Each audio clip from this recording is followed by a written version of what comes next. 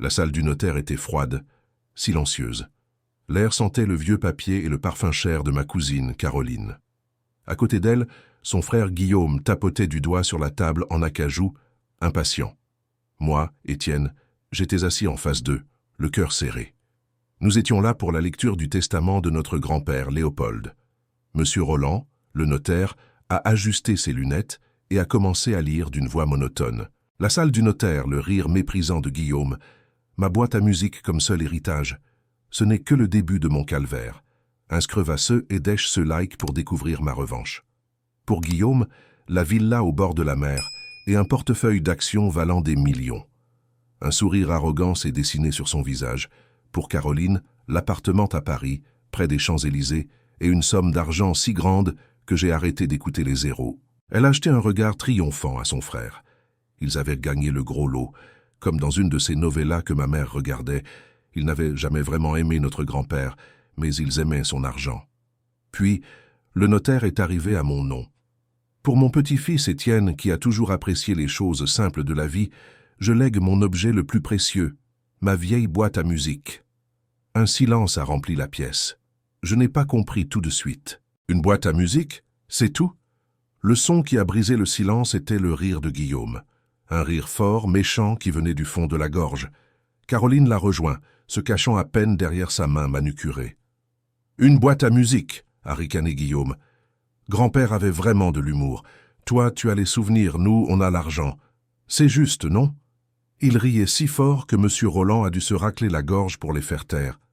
J'ai senti mon visage devenir tout rouge. Ce n'était pas la déception de ne pas avoir d'argent. C'était l'humiliation. Il me voyait comme un idiot, un pauvre type qui se contentait des miettes. Je n'ai rien dit.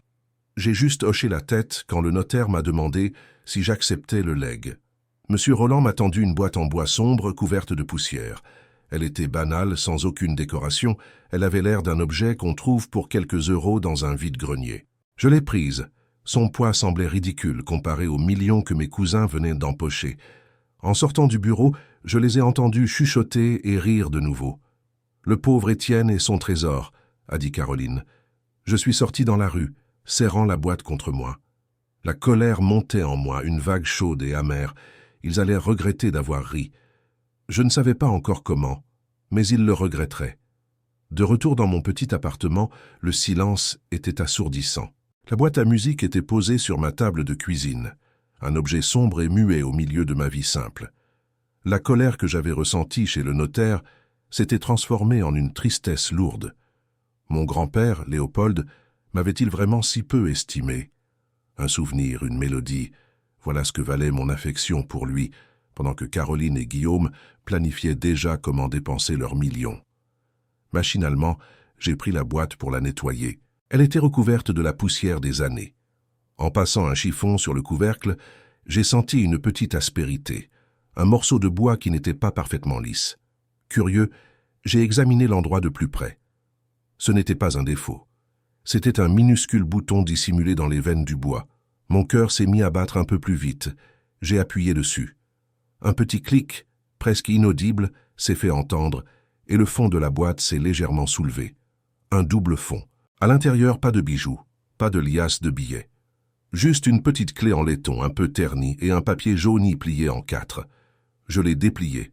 Dessus, une série de chiffres et une seule phrase écrite de la main de mon grand-père. Pour celui qui sait que la vraie valeur n'est pas toujours visible. J'étais perplexe. Une clé et un code. Cela ne ressemblait à rien. Le lendemain matin, une idée m'est venue. Mon grand-père parlait souvent d'un vieil ami, un expert en objets anciens nommé Grégoire, qui tenait une petite boutique près de la Seine. J'ai pris la boîte et son contenu mystérieux, et je m'y suis rendu. Monsieur Grégoire était un homme âgé, avec des lunettes rondes et des mains délicates. Je lui ai expliqué la situation en omettant l'héritage de mes cousins. Il a examiné la boîte à musique avec un sourire poli. « C'est un bel objet sentimental, mon garçon, mais sa valeur marchande est faible. » Mon cœur est retombé. Puis je lui ai montré la clé et le papier. Son expression a changé du tout au tout. Il a pris la clé, l'a retournée, et ses yeux se sont écarquillés. « Mon Dieu !» a-t-il murmuré. « Vous savez ce que c'est? Le symbole sur cette clé, c'est celui d'une des plus anciennes banques privées de Genève. Ils sont réputés pour leur discrétion absolue. Et ce numéro, il a pointé le papier. C'est un numéro de coffre-fort. Avec son aide, nous avons passé un appel. La conversation fut courte, remplie de codes de sécurité et de questions auxquelles seul le papier pouvait répondre. Après un long silence, M. Grégoire m'a regardé, le visage pâle. Votre grand-père n'était pas seulement riche, il était incroyablement prudent. Ce coffre contient des obligations aux porteurs et des certificats d'action d'avant l'ère numérique. Il a fait une pause, puis a dit le montant. Le chiffre a fait tourner la pièce autour de moi. C'était presque 20 fois ce que Caroline et Guillaume avaient reçu ensemble. La boîte à musique n'était pas l'héritage. C'était la clé du véritable trésor. Le rire de mes cousins a résonné dans ma tête, mais il semblait lointain, ridicule. Je les ai remerciés pour leur mépris. Sans lui, je n'aurais peut-être jamais cherché à comprendre. Mon grand-père avait raison. Le vrai trésor était pour celui qui regardait au-delà des apparences. Et maintenant, le jeu venait de changer de règle. Je suis sorti de la boutique de M. Grégoire comme dans un rêve. Le bruit de la rue, les klaxons, les gens qui parlaient, tout me semblait lointain. Dans ma main, la petite clé en laiton semblait peser 1 tonne. 20 fois ce que Caroline et Guillaume avaient reçu. Le chiffre était si grand qu'il n'avait aucun sens. Ce n'était plus de l'argent, c'était une autre vie. Pendant un instant, j'ai eu le vertige. Moi, Étienne, l'homme simple qui vivait dans un petit appartement, j'étais maintenant plus riche que des rois. La colère que j'avais ressentie contre mes cousins s'est transformée en une sorte de calme glacial. Mon grand-père ne m'avait pas oublié. Au contraire, il m'avait choisi. Dès le lendemain, j'ai pris mes dispositions. J'ai acheté un billet de train pour Genève. Pendant le voyage, je regardais le paysage défiler, mais je ne le voyais pas vraiment. Je pensais à mon grand-père, Léopold. Je me souvenais de nos parties d'échecs, de ses leçons de vie. Il me disait toujours « Étienne, ne montre jamais toutes tes cartes en même temps. Laisse les autres penser qu'ils ont gagné. » J'ai souri. Il n'était pas seulement riche, il était un joueur d'échecs exceptionnel. Et il venait de faire son dernier coup, un coup de maître. Il avait utilisé la cupidité et l'arrogance de mes cousins contre eux. La banque à Genève n'était pas un bâtiment moderne, avec des écrans partout. C'était une vieille bâtisse en pierre, discrète et silencieuse. On sentait le poids de l'histoire et des secrets bien gardés. Un homme élégant, la cinquantaine, nommé Christophe, m'a reçu dans un bureau lambrissé. Il avait des manières impeccables, mais ses yeux étaient vifs, habitués à juger les gens. Je lui ai présenté la clé et le papier que M. Grégoire m'avait conseillé de garder précieusement. Il a tout examiné avec une lenteur calculée, sans montrer la moindre émotion. Il a passé quelques appels, tapé des codes sur un ordinateur, puis m'a regardé. « Suivez-moi, s'il vous plaît. » Nous avons traversé des couloirs silencieux et sommes arrivés devant une porte blindée immense. Le genre de porte qu'on ne voit que dans les films. Christophe a utilisé ma clé, puis une autre, et a tourné un énorme volant en métal. La porte s'est ouverte dans un silence impressionnant. La salle des coffres était froide et sentait le métal et le papier ancien. Il m'a conduit jusqu'à un compartiment en laiton, portant le même numéro que sur mon papier. Il l'a ouvert. À l'intérieur, il n'y avait pas de pile de billets ou de lingots d'or. Il y avait plusieurs boîtes en cuir et des dossiers épais, bien rangés. C'était l'héritage de toute une vie, des investissements faits avant même ma naissance. Christophe m'a laissé seul quelques minutes. J'ai ouvert un des dossiers. Des certificats d'action de compagnie dont je n'avais jamais entendu parler. Des obligations, des titres de propriété dans plusieurs pays. C'était réel. Tout était là. Le banquier est revenu et m'a expliqué calmement la procédure pour prendre le contrôle de ses actifs. « Votre grand-père était un de nos plus anciens et plus importants clients », a-t-il dit avec respect. « Tout est en ordre. » En sortant de la banque, l'air frais de Genève m'a frappé au visage. Je n'étais plus le pauvre Étienne, le cousin ridicule avec sa boîte à musique, et ma première pensée a été pour Caroline et Guillaume. Ils avaient ri. Bientôt, ils n'auraient plus envie de rire du tout. Le jeu ne faisait que commencer. Le voyage de retour depuis Genève a été étrange. Assis dans le train, je regardais les paysages suisses, puis français, défiler sans vraiment les voir. La petite clé en laiton était dans ma poche, un poids rassurant et terrible à la fois. Mon petit appartement ne m'a jamais paru aussi petit, presque étouffant. La boîte à musique était toujours sur la table, mais maintenant, je la voyais différemment. Ce n'était plus un symbole d'oubli, mais le premier pas d'un plan magistralement orchestré par mon grand-père. Il ne m'avait pas seulement laissé une fortune, il m'avait laissé une leçon et une mission. La colère avait disparu, remplacée par une détermination froide et tranquille. Mes cousins avaient ri de moi. C'était la dernière fois. Ma première décision fut de ne rien changer à mon apparence. Pas de vêtements de luxe, pas de voiture de sport. C'était leur jeu, pas le mien. Mon pouvoir serait invisible. J'ai rappelé Christophe, le banquier à Genève.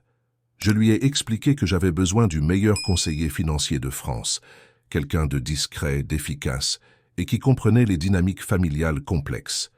Il n'a pas hésité une seconde. Il n'y en a qu'un pour vous.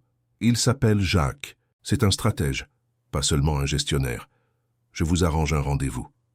2 jours plus tard, j'étais dans un bureau sobre et élégant à Paris, face à Jacques, un homme d'une 60aine d'années, au regard perçant. Je lui ai raconté toute l'histoire sans omettre le rire de mes cousins. Il a écouté attentivement, sans jamais m'interrompre. Quand j'ai eu fini, il est resté silencieux un long moment, puis a dit « Votre grand-père était un poète de la finance. Et vous, vous ne voulez pas seulement être riche, vous voulez réparer une injustice. » Il avait tout compris. « L'arrogance est coûteuse, » a-t-il ajouté avec un fin sourire.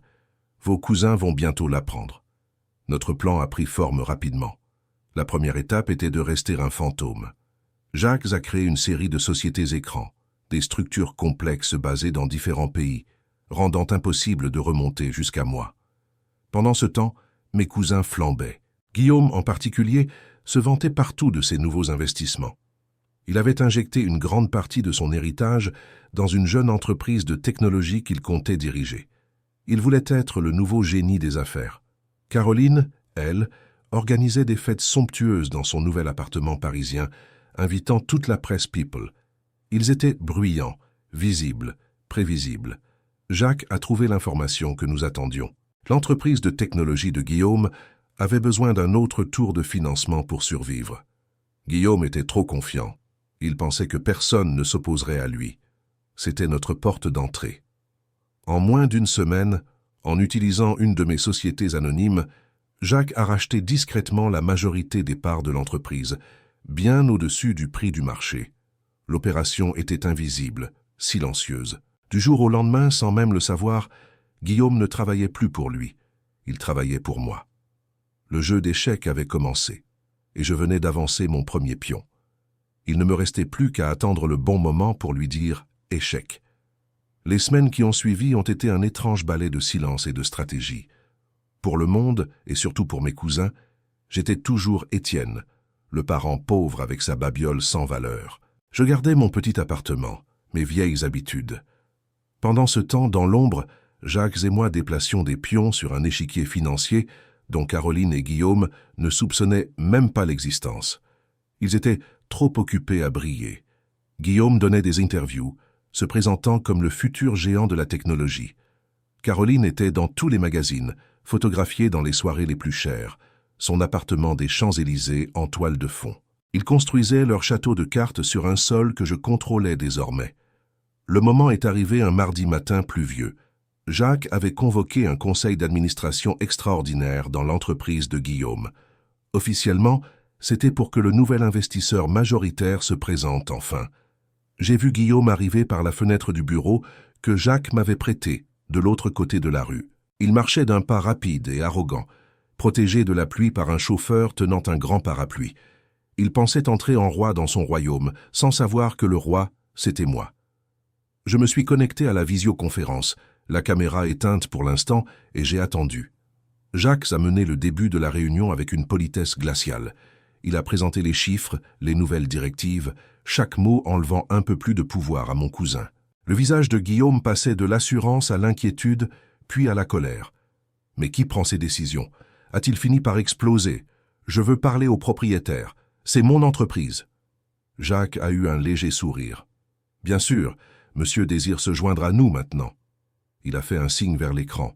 J'ai activé ma caméra. Le silence dans la salle de réunion a dû être total. Je ne pouvais pas l'entendre, mais je pouvais le voir sur le visage de Guillaume. La couleur a quitté ses joues.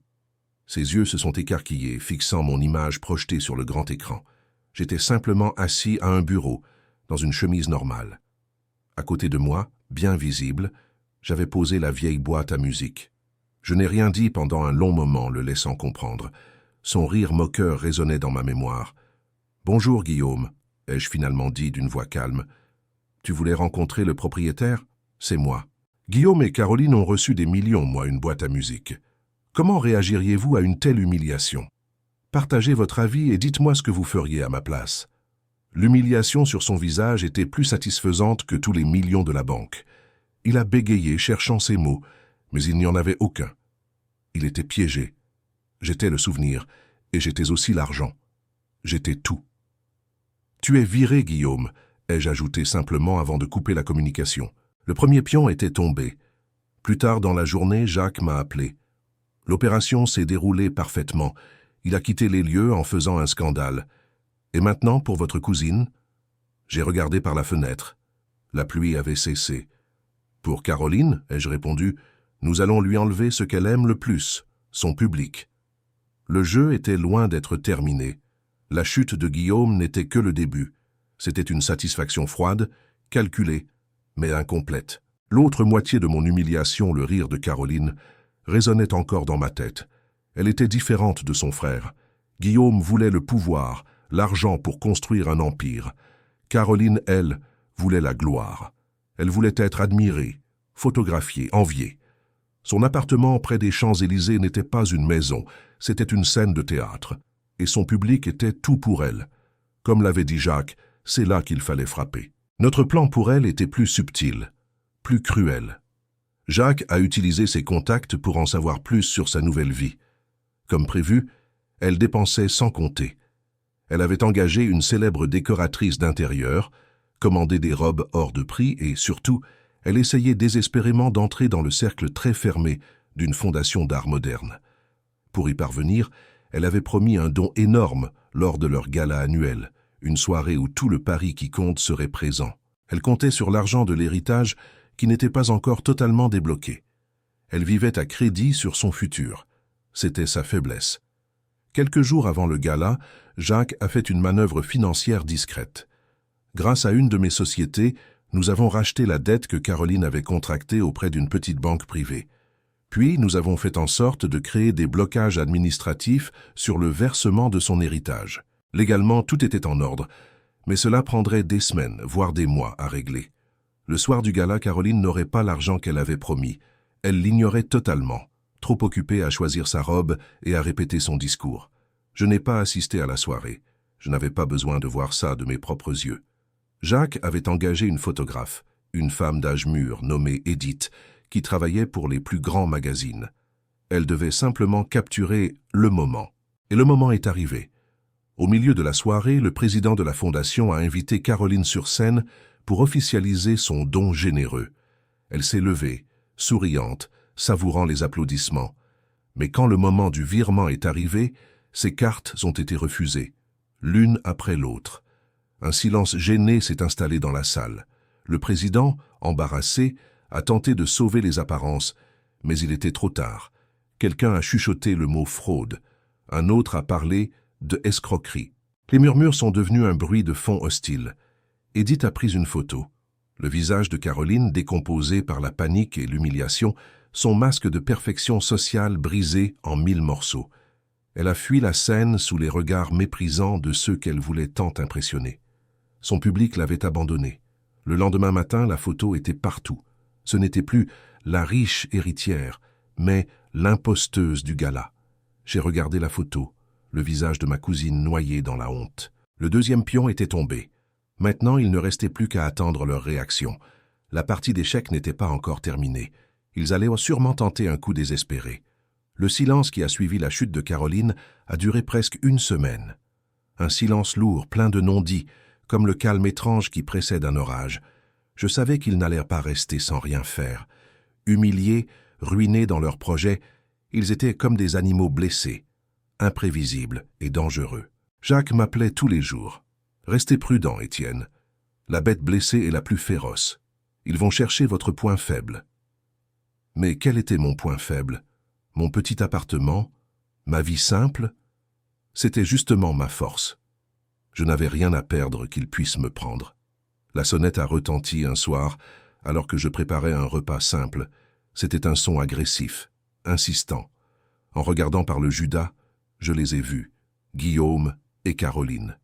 Ils avaient l'air terribles. Guillaume, qui était toujours impeccable, avait la cravate de travers et les yeux rouges de colère. Caroline n'avait plus son maquillage parfait. Son visage était dur, marqué par la fatigue et la haine. J'ai ouvert la porte calmement. Ils sont entrés sans que je les y invite, bousculant presque l'entrée étroite de mon studio. « Comment as-tu osé » a craché Guillaume, sa voix tremblante de rage. Il a fait un pas vers moi menaçant mais s'est arrêté, comme s'il se souvenait qu'il ne pouvait plus rien me faire physiquement.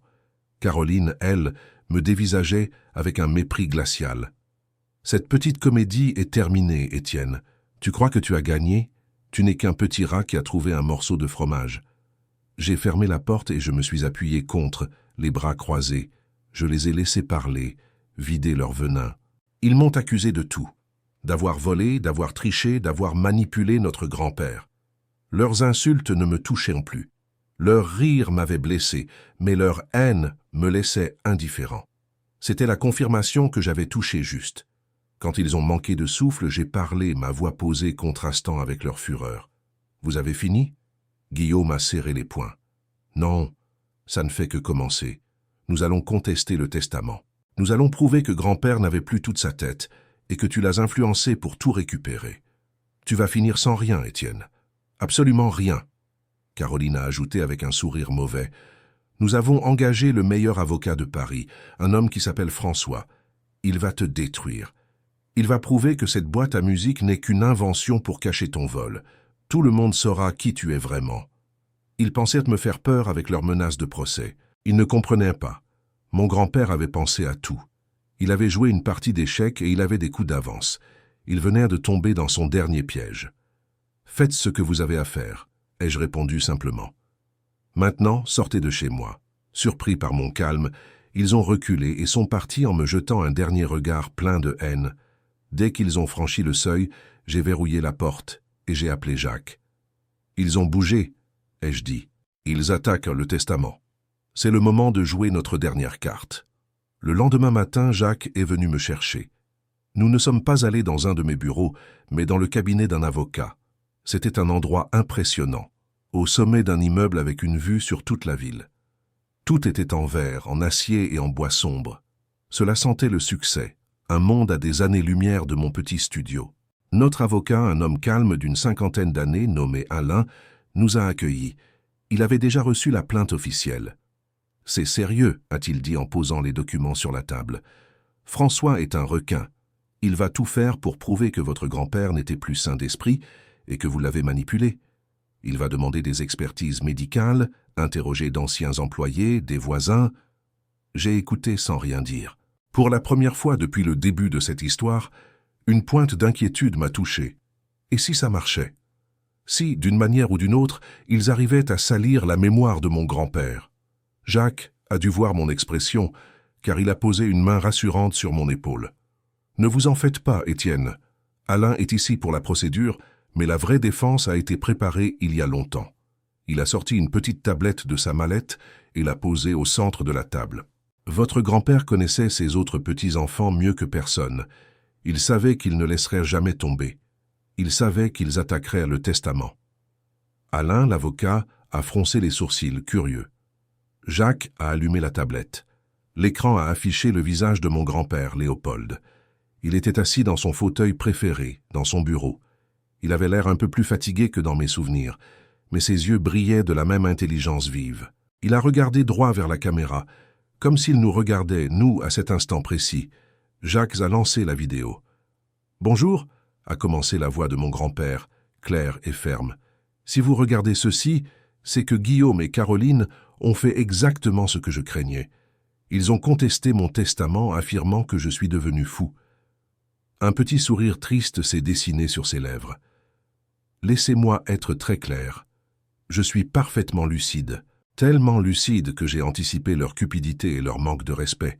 Cette vidéo, enregistrée le 18 mai avec mon médecin et un autre notaire comme témoin, est ma réponse. » Il s'est penché en avant. Guillaume, Caroline, votre amour pour l'argent a toujours été plus fort que votre amour pour votre famille. Vous n'héritez pas de ma fortune, car vous n'avez jamais hérité de mes valeurs. Étienne, lui, a compris ce qui était vraiment précieux. Jacques a mis la vidéo sur pause. Le silence dans le bureau était total. Alain nous regardait, stupéfait, un large sourire se formant sur son visage. « Eh bien, a-t-il finalement dit, je crois que nous avons gagné. C'est ce qu'on appelle un échec et mat. » La dernière carte venait d'être posée sur la table. Maintenant, il ne restait plus qu'à attendre la confrontation finale pour savourer leur défaite. La voix de mon grand-père a continué à résonner depuis la tablette, calme et pleine d'une autorité tranquille. Il ne s'adressait plus à ses autres petits-enfants, mais à moi. « Et pour toi, mon cher Étienne, je sais que ce fardeau est lourd. Je ne te demande pas de devenir un homme d'affaires impitoyable. Je te demande de protéger ce que j'ai construit, non pas pour l'argent, mais pour les familles qui en dépendent. Sois juste, sois sage, et souviens-toi que la plus grande richesse n'est pas dans un coffre-fort, mais dans le respect que l'on inspire. » La vidéo s'est terminée sur un plan de son visage, un dernier regard plein d'amour et de confiance. Je sentais les larmes me monter aux yeux, mais je les ai retenues. Ce n'était pas le moment de pleurer, c'était le moment d'agir. Alain a éteint la tablette et a croisé les mains sur son bureau. « Ceci est plus qu'une preuve, c'est une bombe », a-t-il dit avec une satisfaction professionnelle. « François est bon, mais il ne peut rien contre la parole directe de votre grand-père, enregistrée devant témoins. Il va essayer de dire que c'est un montage, mais nous avons les certificats, les signatures du médecin et de l'autre notaire. » Jacques a hoché la tête. « Alors quelle est la suite ?» a-t-il demandé. Alain a souri. « La suite est simple. Nous allons organiser une réunion, nous quatre, face à eux et à leur avocat. Nous allons les laisser présenter leurs arguments ridicules, puis nous leur montrerons cette vidéo. La partie sera terminée. » Une semaine plus tard, nous étions tous réunis dans une grande salle de conférence au cabinet d'Alain. La tension était si forte qu'on aurait pu la couper au couteau. Guillaume et Caroline étaient assis de l'autre côté d'une longue table en bois poli. Ils avaient retrouvé une partie de leur arrogance. Guillaume portait un costume cher et regardait son téléphone comme si notre présence l'ennuyait. Caroline, à côté de lui, me fusillait du regard, son visage une statue de mépris. À leur tête se tenait François, leur avocat, un homme au sourire aussi faux que ses cheveux étaient trop noirs. Il a posé sa mallette en cuir sur la table avec un bruit sec, un geste théâtral pour montrer qu'il était prêt pour la bataille. « Mesdames, messieurs !» a commencé François d'une voix forte comme s'il s'adressait à un tribunal. « Nous sommes ici pour discuter d'une injustice flagrante. Mon client, M. Guillaume, et ma cliente, Mme Caroline, contestent la validité du testament de leur grand-père, le regretté Léopold. Nous avons des preuves et des témoignages qui suggèrent que, dans ces derniers mois, il n'était plus en possession de toutes ses facultés mentales et qu'il a été influencé. Il a marqué une pause en me regardant droit dans les yeux. Il essayait de m'intimider, de me faire sentir petit et coupable. Il ne savait pas que le temps de la peur était terminé. J'ai soutenu son regard sans ciller.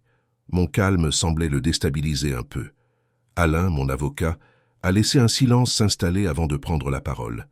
Sa voix était douce, presque décontractée, ce qui contrastait fortement avec le ton dramatique de François. « Maître, a commencé Alain, c'est une accusation très grave. Avant que vous ne présentiez vos prétendues preuves, nous aimerions vous montrer un document, une pièce que votre client et votre cliente devraient trouver très intéressante. » D'un geste lent, Jacques a posé la tablette au centre de la table. Les yeux de Guillaume et Caroline se sont fixés sur l'écran noir, une lueur d'incertitude commençant à percer leur masque d'assurance. Le piège était en place. Jacques a appuyé sur l'écran. La voix claire et ferme de mon grand-père a rempli la salle de conférence. « Bonjour, si vous regardez ceci. » Le visage de François, l'avocat de mes cousins, a perdu son sourire confiant. Il s'est penché en avant, les yeux fixés sur la petite tablette, comme si c'était un serpent. Guillaume a cessé de regarder son téléphone. Son visage, d'abord ennuyé, est passé par la surprise, puis l'inquiétude. Caroline, elle, est devenue pâle. Son masque de mépris s'est fissuré. La vidéo continuait. Mon grand-père expliquait avec une précision chirurgicale pourquoi il avait fait ses choix. Il parlait de leur cupidité, de leur manque de visite, de leurs appels intéressés uniquement par l'argent. Il parlait de moi, de nos conversations simples, du temps que nous passions ensemble sans jamais parler d'héritage. Chaque mot était un clou planté dans le cercueil de leur procès. Quand la vidéo a montré le médecin et l'autre notaire confirmant sa parfaite lucidité à la date de l'enregistrement, j'ai vu la défaite totale dans les yeux de François. C'était fini. Quand l'image de mon grand-père s'est éteinte, un silence de mort s'est installé. Personne n'osait bouger. François a été le premier à réagir. Il a fermé sa mallette avec un geste lent et fatigué. Il n'a même pas regardé ses clients. « Nous retirons la plainte », a-t-il dit à Alain, d'une voix neutre. Il s'est levé et est parti sans un mot de plus. Il savait qu'il avait été battu et humilié. Guillaume tremblait de rage, ses poings serrés sur la table. « Ce n'est pas possible, c'est un montage, un piège », a-t-il bégayé. Mais sa voix n'avait plus aucune force. Caroline, elle, a fondu en larmes. Pas des larmes de tristesse, mais des larmes de rage et d'humiliation. C'était la deuxième fois qu'elle s'effondrait en public. La première fois, elle avait perdu sa réputation. Cette fois, elle venait de perdre une fortune. Ils se sont levés et sont sortis comme des fantômes, sans même me regarder. La partie d'échecs était terminée. Échec et mat. Quelques semaines plus tard, j'étais assis dans le bureau de mon grand-père. Le vrai bureau, celui qui dirigeait son empire. Selon une clause spéciale du testament, le fait de contester la validité du document annulait leurs héritages, qui me revenaient entièrement. Ils avaient tout perdu par leur propre avidité. Je n'étais plus le petit-fils avec sa boîte à musique. J'étais à la tête de tout. L'air sentait encore son parfum, un mélange de cuir et de vieux livres. Sur la grande table en bois, à côté des dossiers importants, se trouvait la vieille boîte à musique. Je l'ai ouverte. La petite mélodie fragile s'est élevée dans le silence, simple et pur. C'était un rappel constant. Un rappel que la plus grande richesse n'était pas dans les millions, mais dans la sagesse de l'homme qui avait tout prévu, et dans la confiance qu'il m'avait accordée. Le jeu était terminé, mais pour moi, un nouveau chapitre ne faisait que commencer. De la boîte à musique moquée à la vérité cachée dans le bois sombre. Mon grand-père m'a tout appris. Qu'avez-vous pensé de ma découverte? Abonnez-vous pour plus d'histoires comme la mienne.